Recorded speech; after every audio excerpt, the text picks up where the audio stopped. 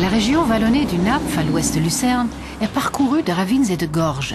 Rien d'étonnant dès lors que le trajet en carte postale de Wolhusen à Romos soit vécu comme une aventure.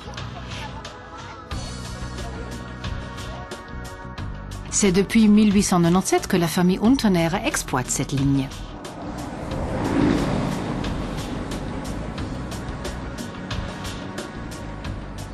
Après 20 minutes de voyage, le visiteur arrive à Romos, un cadre magnifique où se succèdent de nombreux ruisseaux et de douces collines. Mais Romos est aussi le terroir des Zieberli, une espèce rare de la famille des pruniers, portant de petits fruits.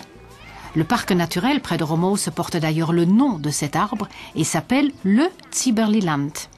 Les enfants surtout adorent cet endroit et en redemandent.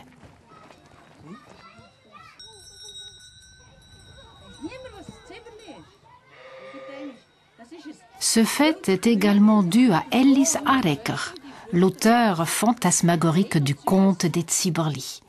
Son histoire relate à merveille le devenir de ce parc magique, ses narrations combinant des mythes d'antan et des récits réels. Romos ist es nicht so gut gegangen, weil sie haben sehr mit der Abwanderung zu kämpfen hatten, weil es nicht Arbeitsplätze herum waren. Und da ist man sich einig geworden, dass man etwas unternehmen muss. Durch das hat man auch geschaut, was für Ressourcen haben wir, und das ist ja unsere schöne Landschaft.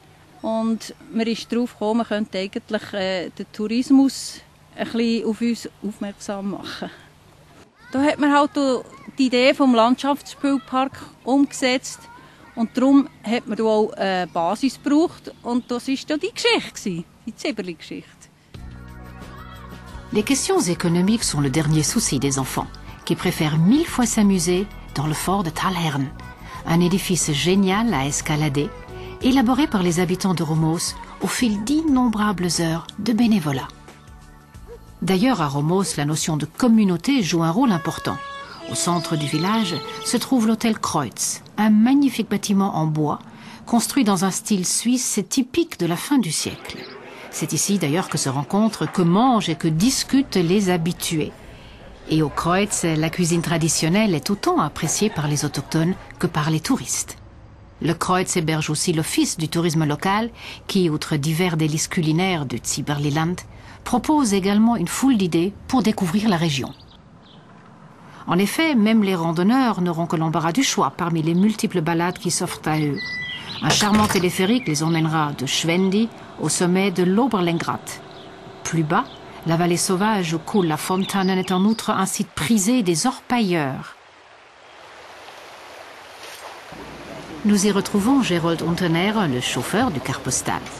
Il a transformé son passe-temps en attraction touristique et initie les touristes aux techniques de l'orpaillage, quand il n'est pas au volant de son car.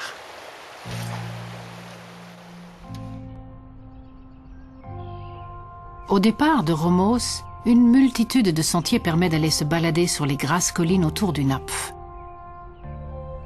Le car postal raccourcit le trajet du retour. Montez à bord à l'arrêt Romos-Holzwage pour revenir à la gare de Wolhusen. Ou peut-être pas. Difficile en effet d'ignorer l'hôtel Kreuz avec ses chambres accueillantes et son intérieur authentique. Car ce n'est que quand les habitués ont quitté les lieux que Romos s'apprête à dormir.